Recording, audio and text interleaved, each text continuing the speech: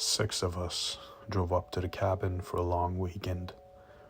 I need to tell you what happened to the other 5. I've been trying to write this for 4 months. I've started it 11 times. The problem isn't remembering. I was aware. The problem is that every time I get to a certain part, a certain moment, I have to stop and sit with the lights on for a while before I can continue. I'm going to try to get through the whole thing tonight. I owe them that much.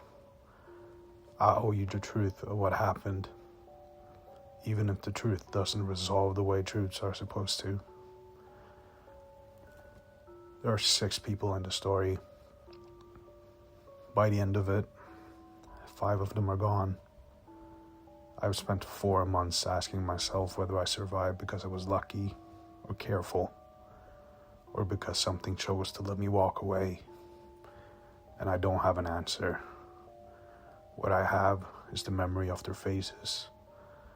What I have is what I know about what was in those woods and what it does to people before it finishes with them. Let me introduce you to them properly. They deserve that.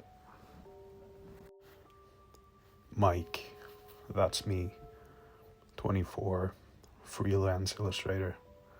I had known most of these people since college. Jake, my closest friend, 26, laughed at everything, organized the trip because he always organized everything and we always let him. Sophie, Jake's girlfriend of 3 years, sharp, funny, the kind of person who notices everything and comments on nothing. Cole, 27, quiet in groups, different one-on-one, had been talking about quitting his job for 2 years, was finally going to do it in January.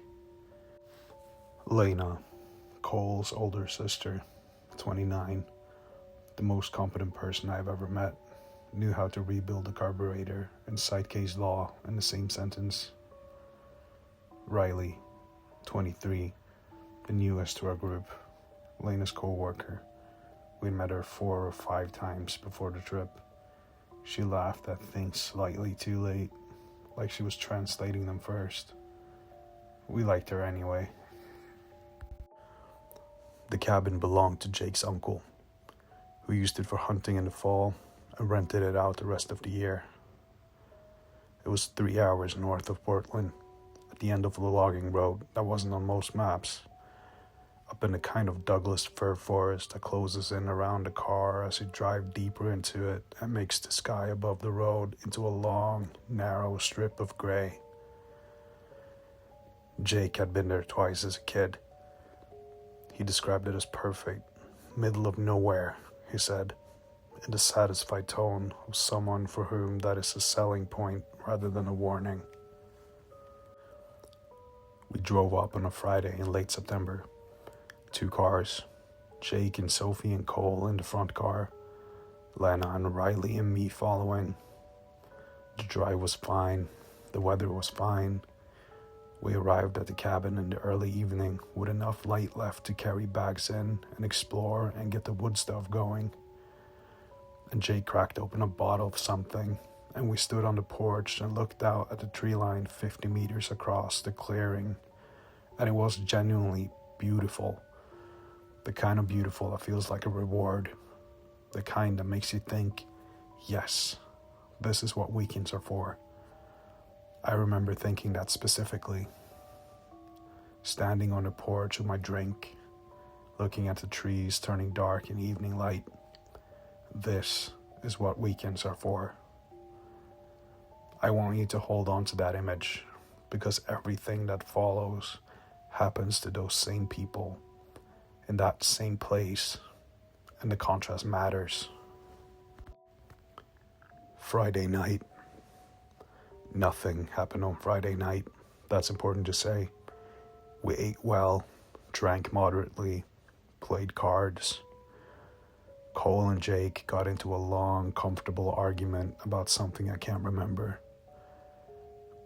Riley told a story about a case she'd worked on with Lena that all of us leaning in. I fell asleep on the sofa. I woke up to find someone who had put a blanket over me, and I went to bed, feeling the particular warmth of being cared for by people who know you. That was Friday. The first thing happened in the middle of Friday night, which means Saturday had already technically started, though the distinction feels meaningless now. I woke up just after 3 a.m. for no reason I could identify. Not a sound, not a dream, just awake, suddenly, with the particular clarity of someone who has slept enough and whose body has decided it's done. I lay in the small bedroom I'd ended up in. The cabin only had 3 rooms between the 6 of us, so Lena and I had taken the smallest one by default, and I looked at the ceiling and listened to the cabin settle around me. After a few minutes, I became aware of something outside. Not a sound exactly, more like the shape of a sound, the suggestion that the quality of the silence outside was different from how it should be. The forest at night and the mountains is not quiet. There are animals, wind, the distant creak of trees, but the silence I was hearing through the thin cabin wall was too even, too complete, like something had pressed down on all the small sounds and stilled them. I got up and went to the window. The clearing was lit by a half moon, and I could see the tree line clearly. The trees were dark and still. The grass between the cabin and the trees was silver gray in the moonlight. Everything was motionless. For a moment, I thought I saw something at the edge of the trees. Not movement, the opposite. A stillness within the stillness. A vertical shape at the boundary between the clearing and the forest that was not a tree and was not quite a person, and was present in a way that made my eyes keep sliding away from it, as if looking directly at it required an effort my half-asleep brain wasn't willing to make. I stared at it for perhaps 10 seconds. Then a cloud moved across the moon and the clearing went dark. And when the light returned, there was nothing there, just trees. I went back to bed. I told myself it had been a trick of the light. I almost believed it. I lay awake for another hour, listening to the silence outside, and then I slept. And in the morning, I didn't mention it because it had been nothing. It had been a shadow at the tree line and an overactive imagination in the small hours. And saying anything would have made me sound foolish. That was my first mistake. Saturday was good. We hiked in the morning, a trail that looped through the forest and came out at a ridge with a view of the valley that made all of us stop walking and stand in a line like we were posing for a photograph no one had remembered to take. Cole found a creek and spent 20 minutes photographing it. Riley twisted her ankle slightly on the way back, and Jake carried her back without being asked, which is the kind of small thing that tells you everything you need to know about a person. It was on the way back that Sophie stopped.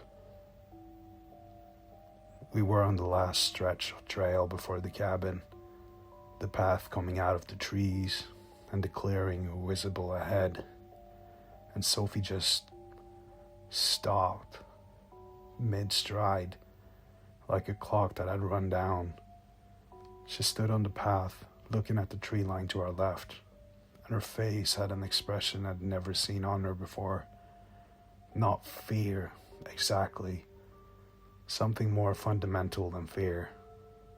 The look of someone who has heard something that has reorganized the architecture of what they believe is possible. Sophie? Jake touched her arm. She turned and looked at him, and the expression was gone. She smiled, the normal Sophie smile, and said she'd been looking at a bird, a strange one. She couldn't describe it. I watched her for the rest of the walk back. She was fine. She laughed at something Cole said. She helped carry firewood. She was entirely herself. But I had seen that expression. 3 seconds, maybe 4, and then gone. But I had seen it. And I found myself thinking about the shape at the tree line at 3 a.m. And I said nothing again, because both things were small and unconnected, and the only thread between them was my own unease, which I did not trust. Second mistake. That night, Saturday, around midnight, I heard something moving in the forest. We were all still up, sitting around the wood stove, and we all heard it. Something large, moving through the trees close to the cabin. The crack of undergrowth, a heavy, irregular movement, something with weight and size. Jake went to the window. "Bear," he said. "They come close to the cabin sometimes, especially in the fall." We looked at the darkness beyond the glass and saw nothing, and accepted the explanation because it was a good one. Because bears are real and present in these forests. Because explaining things is more comfortable than not explaining them. The movement stopped. We went to bed. In the morning, Cole went out to look for tracks. He came back 10 minutes later, looking at the ground in front of his feet, the way people do when they're working something out. He said he hadn't found anything. No tracks in the wet ground around the tree line. Nothing to indicate that any large animal had been moving through the undergrowth the previous night. He didn't say anything else about it. Neither did we. Sunday morning. Riley was different on Sunday morning. I don't know when it started, whether it was gradual through the night, or whether something happened in the small hours while we slept, and she was simply different when she woke up. But at breakfast, sitting at the long wooden table with coffee and eggs, I looked across at her, and something was wrong. It wasn't dramatic. It wouldn't have registered on the recording. Her face was the same face. Her voice was the same voice. She participated in the conversation. She laughed at the right times. She passed the butter when asked. But the timing was wrong. All of it. Just slightly wrong. The laughs came half a beat too late or too early. When she looked at you, she was looking at you rather than seeing you. The difference between a person being present in a conversation and a person executing the actions of someone who is present in a conversation. I had a sudden vertiginous memory of watching nature documentaries as a child, an episode about mimicry, about animals that survive by copying the appearance and behavior of other things, insects that look exactly like leaves, fish that look exactly like coral. The camera would linger on them, and you'd stare and see nothing, and then the narrator would say, "Look carefully," and suddenly you'd see it. The join, the wrongness, the thing that was pretending to be something it wasn't, and doing it almost perfectly. Almost. I watched Riley across the breakfast table and felt the same sensation. Look carefully. I told myself I was tired. I told myself I was inventing patterns because I'd been uneasy since Friday night, and unease has a way of finding shapes to attach itself to. I ate my breakfast, and I did not say anything. Third mistake, the one I think about most. After breakfast, I found a moment alone with Lena in the kitchen, and I said, as carefully and neutrally as I could manage. "Is Riley okay? She seems a bit off this morning." Lena was washing dishes. She didn't stop washing them. "She said she didn't sleep well," she said. "Bad dreams." "What kind of bad dreams?" A beat. Lena set down the mug she was washing and looked out the window above the sink at the clearing and the tree line beyond it. She said she dreamed she was standing in the forest. Lena said slowly, and something was standing behind her, very close. And the reason she knew it was there was that she couldn't hear anything else. Like it was so loud being there that everything else went quiet. She picked up the mug again. Just a dream. We looked at each other. We didn't say anything else. Sunday afternoon. Jake suggested a short walk after lunch, just to the ridge and back, an hour each way. He was the kind of person who needed to be doing something, who found stillness slightly anxiety-inducing, and we were all restless in the vague, directionless way of a group that had spent 2 days in close quarters and needed to move. We agreed. We got about 20 minutes into the forest before Riley sat down on a fallen log and said she'd wait for us. Her ankle, she said, still sore from yesterday. The ankle she'd twisted had been the left one. She was cradling the right. Lena pointed this out gently. Riley looked down at her hands for a moment that was a fraction too long, the way a loading screen hesitates, and then said she meant the other one. Sorry, she'd mixed herself up. She smiled. It was a perfectly normal smile. It reached her eyes. Everything was fine. Lena wanted to stay with her. Riley insisted she go. We went. I don't know what happened while we were gone. I thought about it almost every day for 4 months, and I still don't know. And I've made my peace with not knowing. What I know is what we came back to. We were gone for about an hour and 40 minutes. When we came back down the trail into the clearing, Riley was not on the log where we'd left her. She was standing at the tree line on the far side of the clearing, about 30 meters from the cabin, her back to us, facing the forest. We called her name. She didn't move. Jake jogged across the clearing to her. I watched him put a hand on her shoulder and say something, and I watched her turn around. And even from 30 meters away, I could see that her face was wrong. Not frightened, not blank, something else. A quality of expression that I couldn't name, that I still can't name, that I have spent months trying to find a word for. The closest I can get is returned, like something that had been somewhere else and I just came back and was still carrying the quality of that other place in its face. She came back to the cabin with us. She said she'd been looking at the trees. She said it was peaceful. She ate dinner and went to bed early, and through the whole evening the timing was wrong. All of it, in a way that had progressed from subtle to something I could no longer explain away.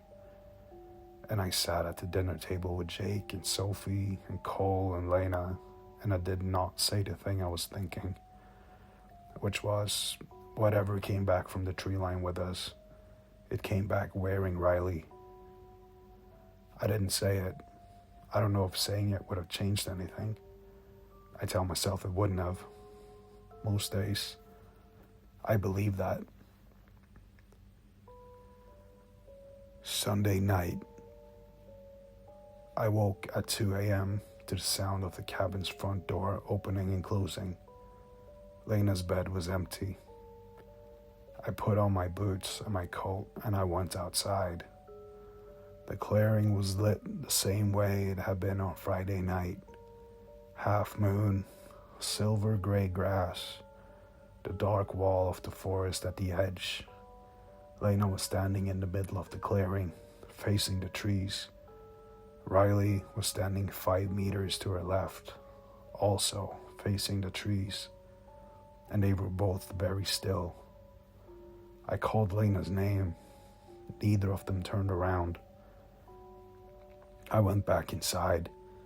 I woke Jake. We went back out together, and by the time we got to the porch, Lena was walking back toward the cabin. Riley was gone. I looked at the tree line. There was nothing there. There was nothing there in the way that I had become familiar. The way that meant I should not look too hard. Lena reached the porch steps. Her face was the Lena face I knew.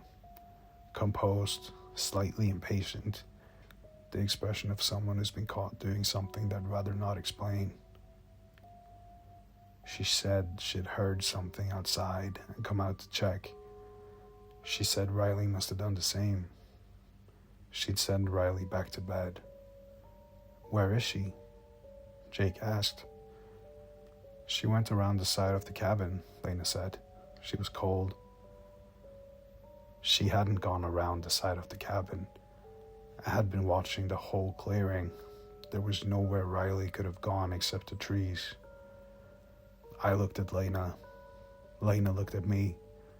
Then for a moment, a single, terrible moment, something looked back at me from behind Lena's eyes that was not Lena. Not the arrival I'd seen in Riley's face. Something that had been there longer. Something watching me through a window it had been looking through for a while, assessing whether I'd noticed. I held Lena's gaze, and I kept my face neutral. And I said, "Right, okay, good." She nodded. She went inside. I stood on the porch alone for 3 minutes and breathed and told myself what I'd seen and was absolutely certain of what I had to do. We had to leave, all of us, right now. Whatever this was, whatever the forest contained, it had been taking people one at a time since Friday night, and I had let it happen because I had been explaining things away, because I was more comfortable being wrong and embarrassed than right and afraid. I was done being comfortable. I went inside to wake the others. The last hours. What happened next is the part I have the hardest time writing. Not because I don't remember it, because I remember it completely and in order and with a clarity that doesn't soften with time, that seems to sharpen instead, like a photograph that keeps developing. I woke Jake first, in the room he shared with Sophie. I whispered what I'd seen. His face went through 3 or 4 expressions very quickly. Dismissal, reconsideration, something that settled into a kind of pale, focused alertness. He woke Sophie. I went to wake Cole. Cole was not in his room. His bed was slept in, covers pushed back, pillow still holding the impression of his head. His boots were gone. His jacket was not on the hook by the door where I'd left it. I went to Lena's room.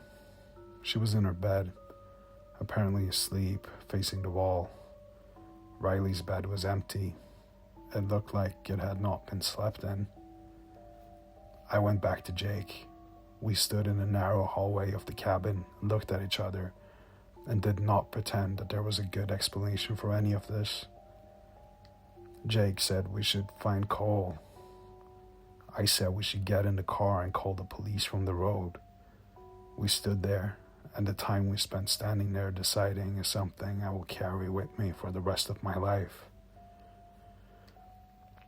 Jake went outside to look for Cole. He told us to stay in the cabin. He said he'd be back in 5 minutes. He was not back in 5 minutes. Sophie and I sat in the main room and watched the clock and did not speak for 10 minutes. And then Sophie said she was going to go get him, and I grabbed her arm and said no.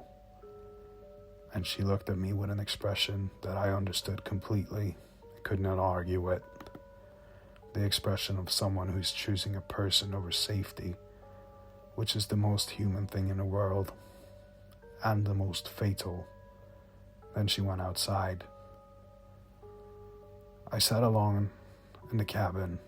I listened to the forest. At some point during those minutes, I don't know how long I sat there. Time was not behaving normally. Lena appeared in the hallway door. She was dressed. She was looking at me with that expression, the one that was not quite hers. And she said, "You should come outside, Mike."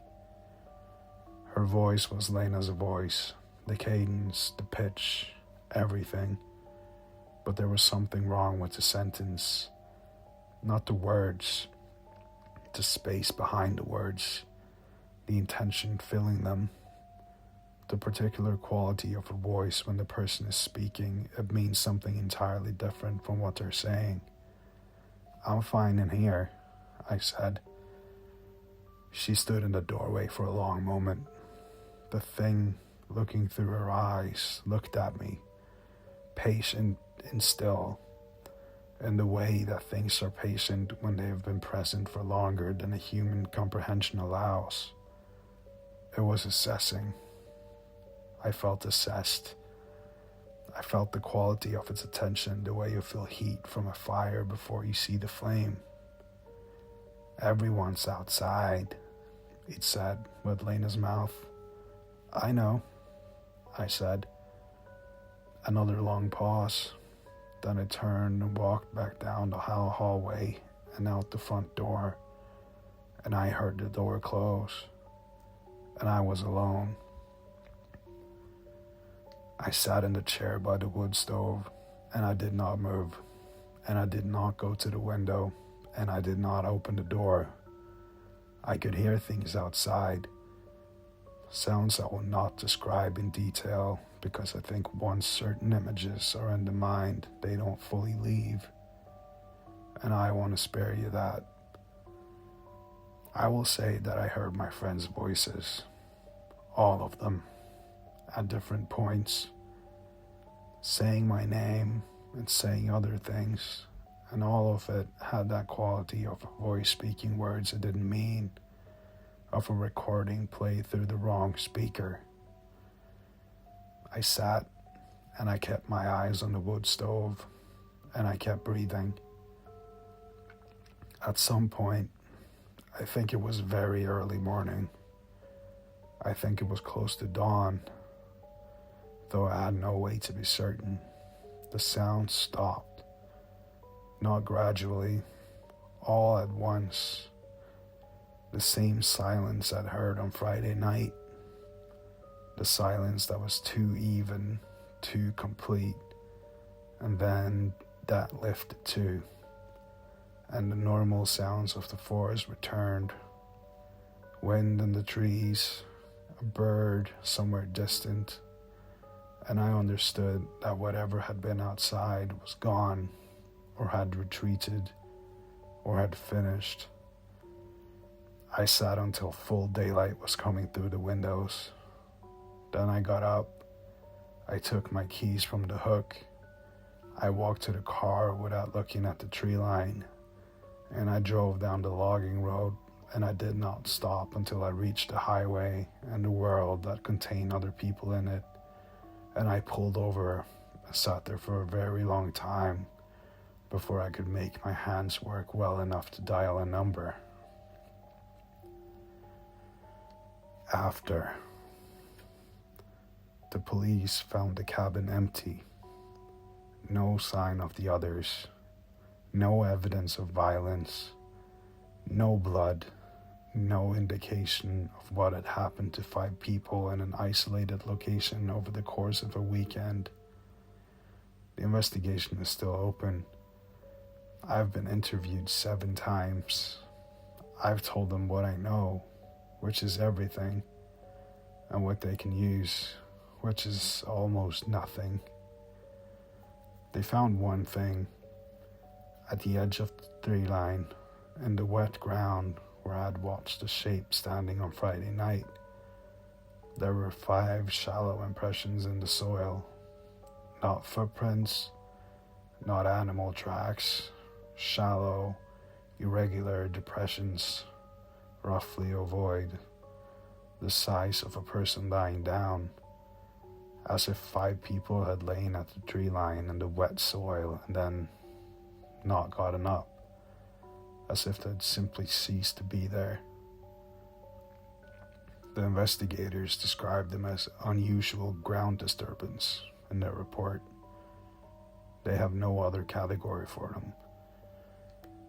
I've read everything I could find about the area around that logging road.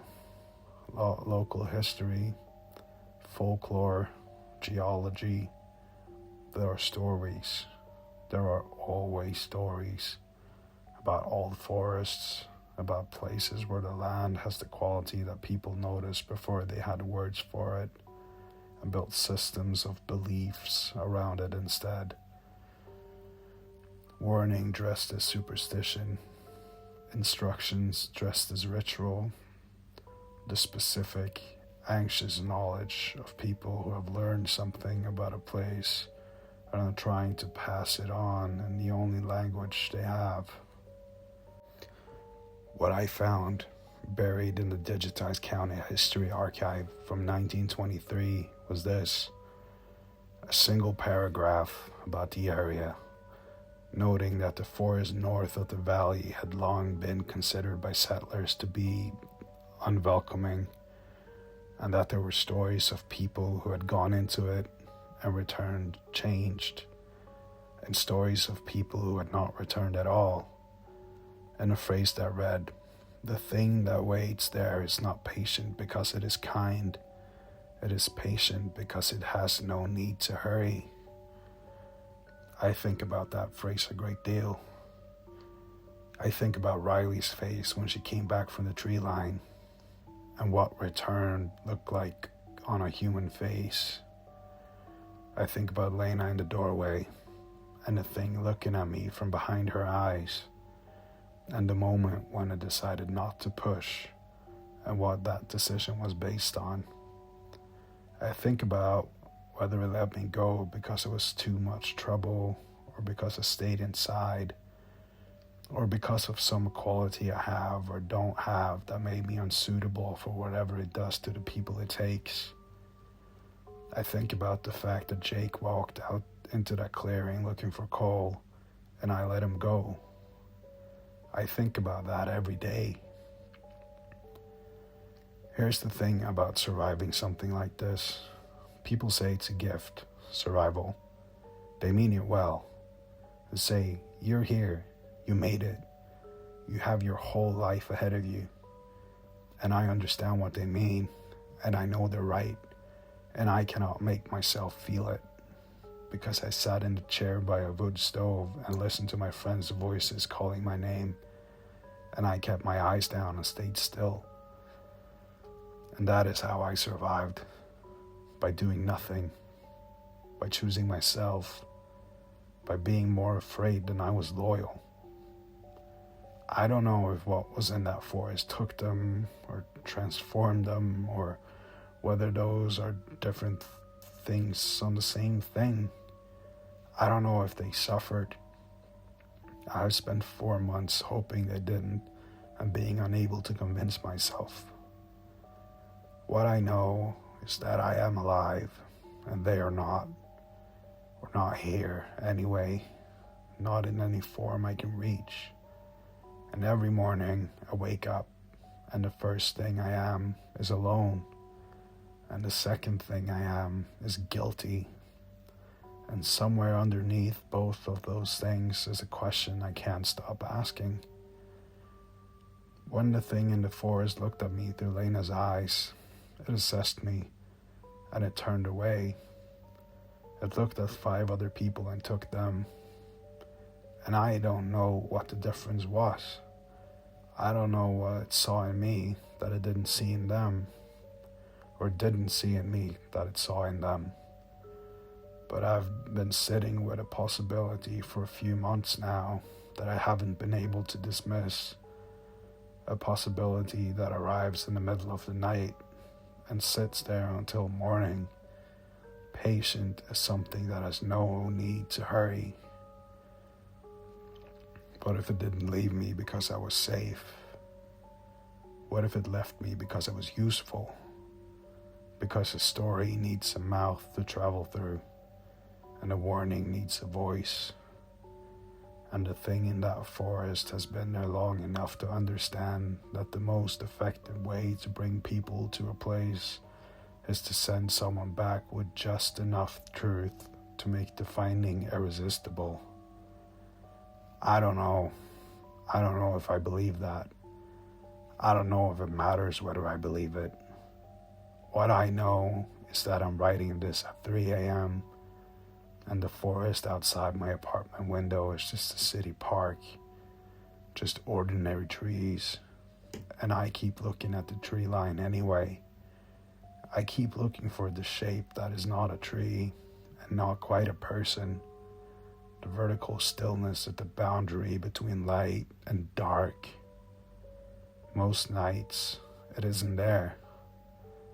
Tonight, I'm not sure.